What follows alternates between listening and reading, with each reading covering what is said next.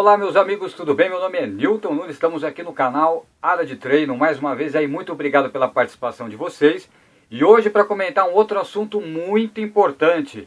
Aeróbio em jejum queima mais gordura? Será? É um assunto muito polêmico também e essa é a finalidade do canal aqui, o Área de Treino.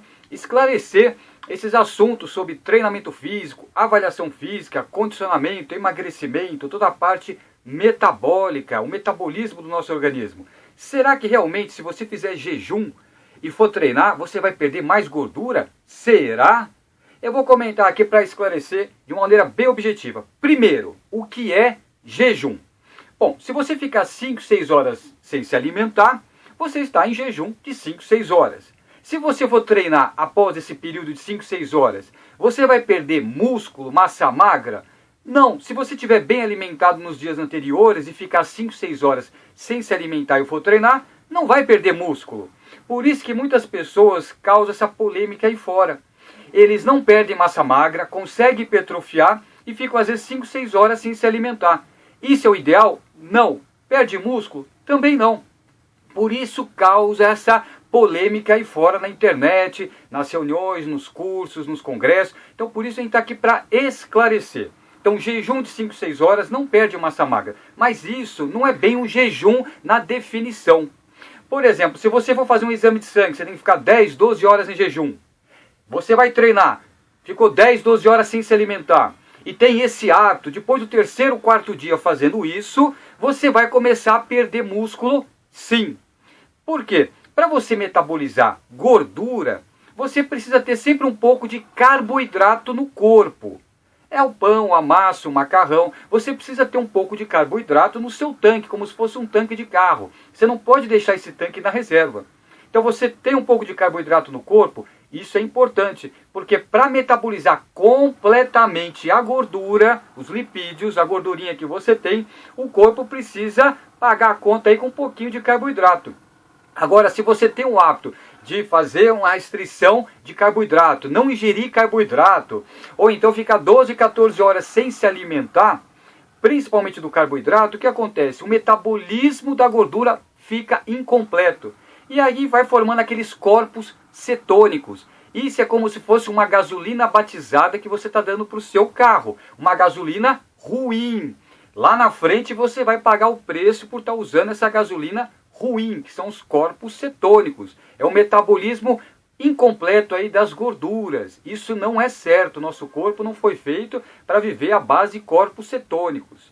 Então, se você está acima do peso e quer emagrecer, você tem que procurar, claro, um profissional, um professor de educação física, um médico, um cardiologista, uma nutricionista, um médico do esporte que vai te orientar. E eu estou comentando aqui, explicando nesse vídeo. Você vai ter que fazer uma restrição calórica, ingerindo todo dia sim carboidrato, gordura e proteína, vitaminas, sais minerais e água. Nosso corpo tem que ingerir tudo isso e muito mais todos os dias.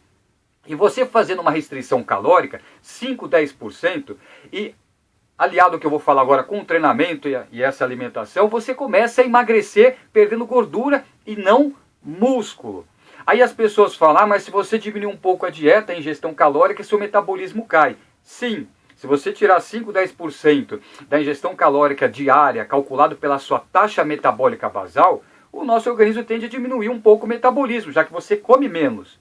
O que você vai fazer para não deixar seu metabolismo cair? O treinamento físico, o aeróbio e a musculação, que vão acelerar o seu metabolismo. Perceberam? É assim que se perde gordura. Depois de 3, 4 meses, o aeróbio intervalado, que eu já comentei nos outros vídeos, o resistido com hipertrofia, você vai aumentando a quantidade de músculo no seu corpo, acelera o metabolismo, vai perder gordura inclusive no período que você está dormindo, e é assim que se condiciona uma pessoa e se emagrece com saúde, e não tirando o carboidrato, e não fazendo jejum de 12, 14 horas. Aí as pessoas falam, mas certa pessoa emagreceu. Bom, é claro, a pessoa geralmente tinha péssimos hábitos alimentares. Era sedentária, comia de tudo.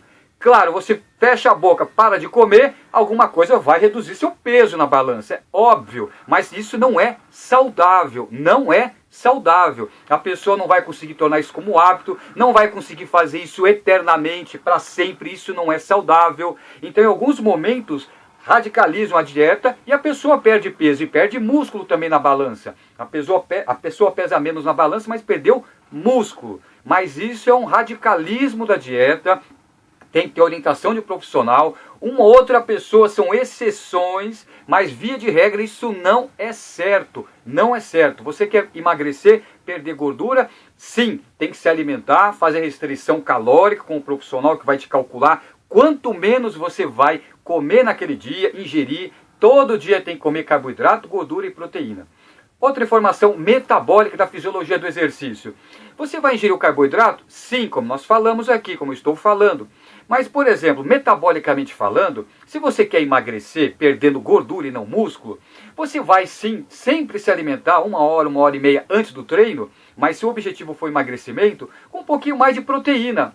E uma gordura saudável, um abacate, castanha, nozes, amendoim. E evite o carboidrato 1, 2 horas antes do treino. E depois do treino também você se alimenta com proteína e uma gordura saudável e espera um pouquinho mais para ingerir o carboidrato. 2, 3 horas pós-treino você ingere o carboidrato. Por quê? Isso auxilia no emagrecimento, perdendo gordura e não músculo. Por quê?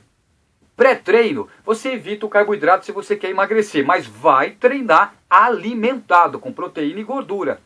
E aí você evita que tenha um pico de insulina. Insulina é anabólico, então ele prejudica a lipólise.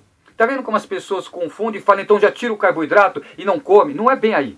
Não é bem por aí. Então você evita o carboidrato pré-treino e pós-treino. Você atrasa. Você evita ingerir perto do período do treino.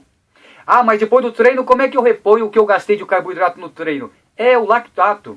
O ácido lático e o lactato vão passar no fígado, vão ser convertidos a piruvato. E esse piruvato vai pagar a conta do glicogênio, o carboidrato que você gastou no treino. Aí você, até umas 2 horas pós-treino, não ingere carboidrato e proteína e gordura, sim. E o que acontece? A insulina vai manter baixa e vai priorizar a lipólise pós-treino. E além disso, o seu hormônio de crescimento, o GH, vai estar elevado pós-treino, porque você não ingeriu carboidrato logo em seguida do treino. Tá vendo? São medidas simples e objetivas que eu estou comentando aqui nesse vídeo para esclarecer de uma vez por todas. Isso é bioquímica, é bioenergética. O nosso corpo nesse planeta Terra funciona dessa maneira, sem radicalismo.